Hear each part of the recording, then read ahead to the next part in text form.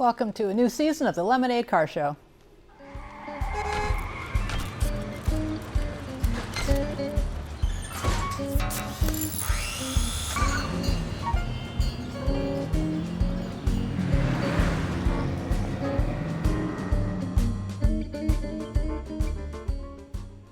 I'm Lorraine Sommerfeld, and this is the Lemonade Car Show. Tonight we're talking about what's been happening in the car industry over the past couple of months. And as always, we'll be answering all of your car-related questions. Lemonade is brought to you by OMVIC, that's Ontario's vehicle sales regulator, and we're produced by the Automobile Protection Association.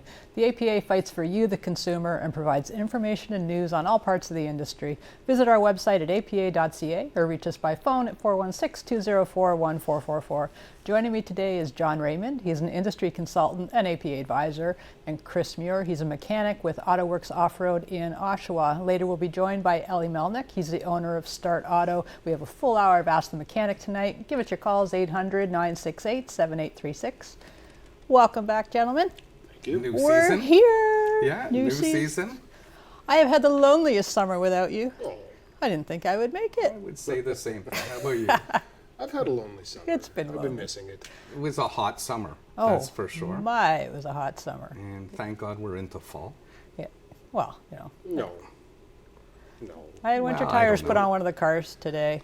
We had a It's early. we had a flat, so I was like, forget it, just put them But on. we have a great season upon us. We have some people that our viewers have seen before, some new faces, definitely a segment on insurance coming up. OMVIC as usual.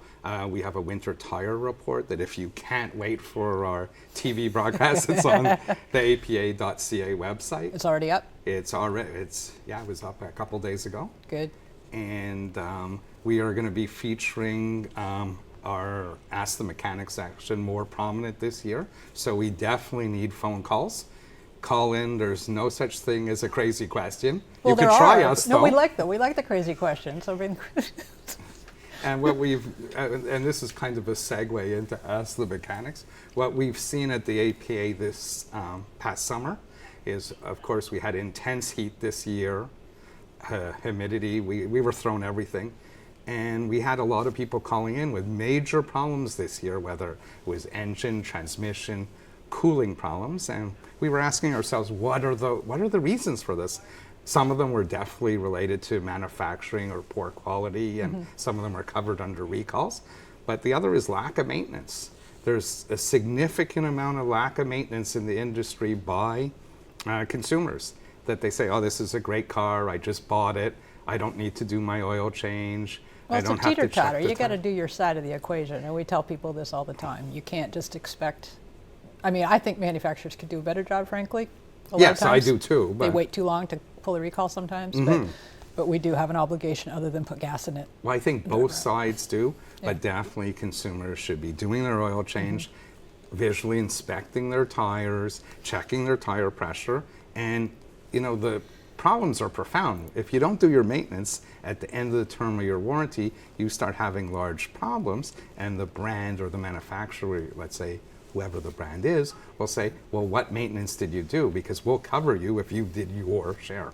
And if you didn't, then it ends up being a costly repair. And especially if you're leasing, a lot of people think that means like a rental car, you hand it back if there's something wrong with it. So maybe that was good when you had a 24 or 36 month lease. So it was Yeah. a very short marriage, right? now you have to do but it. now leases are 48, 60, and financing, you own that car a long time, 8 or sometimes 9 years, right? So You're stuck listening to two people who specialize in short marriages. there we go. So always do your Segue, maintenance, yeah, okay. exactly. There we go. But I think we have a pretty exciting season coming up. Yeah. And this show is all about viewer involvement. So we really encourage you to call in. If you can't call in, you could always contact the APA at 416-204-1444 or drop us a line at apatoronto@apa.ca. I have a question for you. Just we're talking about the heat. My kid works at car dealerships in the summer usually. He's a gopher and runs around. And they had a car up on the ramp, they display it, and the dash melted. Oh, wow. Like, the heat was so bad. And I know from being trapped in a car for an hour how hot it can get in there, and that was only in June. So is that a thing? Not generally. Okay. I mean, they typically ship cars to climates that are far more extreme in the heat than our own. I don't think So this I've must have ever been a seen- windshield really. So There this was is kinda something odd. focusing that heat Okay. to magnify it to that extent. When they build these cars, they do all sorts of ultraviolet UV testing Yeah. and put these cars to quite intensive use. And So I could tell him he's an idiot. 'Cause my own kid. probably not the He was first like, time. that's a thing. No, I'm not that bad. I know. Supermom. I know. Back when I worked for General Motors, they were talking about the training in Saudi, and they'd put the cars out first thing in the morning, leave them running all day, so the AC didn't have to try and bring the temperature of the car back down because it couldn't in midday, right? There wasn't enough humidity to draw out of the cabin and stuff like that. But even in that kind of extreme heat, we still weren't seeing dash melt problems. The other thing, a lot of people, this came up in the summer with a column I was writing about air conditioning, is cars that automatically shut off at lights and things to conserve energy. Right. Some people go, well, I can just turn the ignition off, and I've done across Canada hypermiling crap. The thing is, the engine's doing more than just running the car, it's also running the systems. So in the summer, if your engine is an automatic shut off and it kicks in again while you're stopped and you're wondering, it's engaging the air conditioning. It may be engaging the AC. Some of the hybrids actually use an electric AC compressor. So the AC compressor isn't powered off a belt like in conventional car, it's powered off the batteries in the back. And that works on different parameters. If you're on an incline, for example, okay, the engine will be running, it won't shut off, depending on the state of the battery and the charging system. Yeah.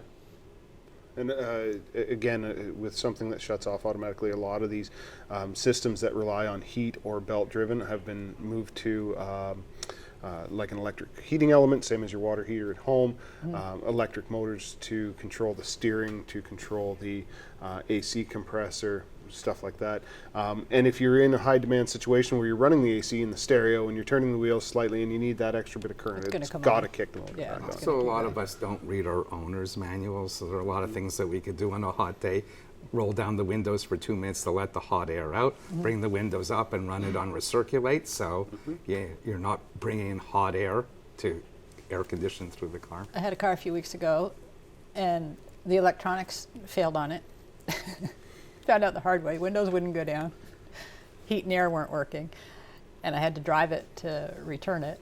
And we were calling it the Amish car because the electrics failed. It was man, it heats up fast, and you don't realize how much you rely on power window. I would have given anything for a little micro that I could have cranked the windows down. It was And so especially hot. our environment. The Toronto environment is definitely a tough environment. We The idle in construction. traffic. The engines are subjected to a lot of heat, internal wear because of this idling, tough on transmissions. We really are in an extreme environment. So when you follow your maintenance, follow the extreme guide. Yeah, I find people in Winnipeg believe it when I say that, and then people here tend not to because they look at it like, I don't need winter tires, therefore I'm not extreme. It's like, yeah. Meanwhile, they're sitting on the 401 for 90 minutes, right? Yeah. With an ambient air temperature of 100 degrees outside. So. A lot of the construction has finished. Where? Well, I drove out tonight. I haven't been out in a few weeks, and it's like, oh, this took me less time than I usual. thought Ontario changed their provincial flag to the orange cone. It's been, They're clearing been up pretty- construction up near me, which is nice on the highway. yeah. They've got the new 407 extension, 412 all done at the 401, so that's nice. I can actually make it home and here Yeah. in reasonable time. And here's a pro tip for somebody that damaged the tire. Be very careful in these road construction areas, especially when they're repaving, for Okay. the simple reason that the manholes and inspection covers are higher than the Raised. pavement. They usually bomb them orange, but they don't always. Yeah, That and you've also got, because the Low top coat won't go profile on until tires. spring. Sorry? Yeah. And low profile tires, right? Well, no, we're not even going to get started on that. Yeah, no, we've picked up. We've had, I think, in our family, like 3 flat tires in the past 8 months, and usually I can't think of one before that ever. But there's been so much construction everywhere, and I was bringing cars into my court that if the manufacturers knew I was bringing them in, they. And there's also a lot of foreign objects on the road. So, Yeah. not only tire scraps, but iron with construction everywhere and construction waste. it's all around you, so we all have to be careful. So maybe inspect your tires more often than you would, because you don't know what you've picked up. You come out at night to go home and it's flat. Walk around the car before you get into it. Have a look. Pretend you're a truck driver. That's a novel idea. Well, I mean, Nobody it does that. goes back to the ownership of the car, right? You are operating a major piece of equipment. It's a dangerous piece of equipment if used incorrectly. Know a little bit about it. Have a Well, look. Not only that, it's an ounce of prevention. I just Saves you remind a people, lot of guess money. what? It's your fault. So you might as well look, because that's the way it's going to work. Even if you don't think it's, your problem, it's your fault. The Lemonade Car Show, brought to you by OMVIC, Ontario's motor vehicle sales regulator, returns after this short break. When we come back, we'll be taking your calls, 800-968-7836.